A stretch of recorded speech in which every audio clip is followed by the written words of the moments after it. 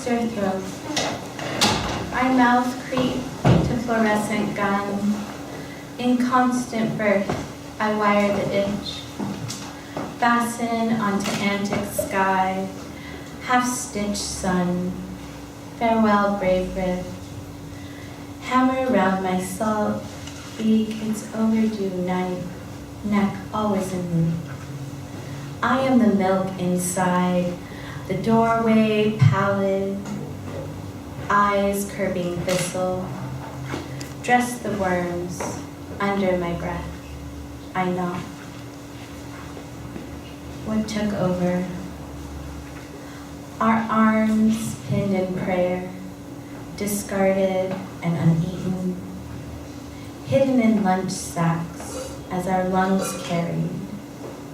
Newborns breathing from mouths gushed with static. We braced the backwoods. I opened up my coin purse where words gave birth, held up our ears, where mosaic blood plates scraped each corner of our splintered kernels.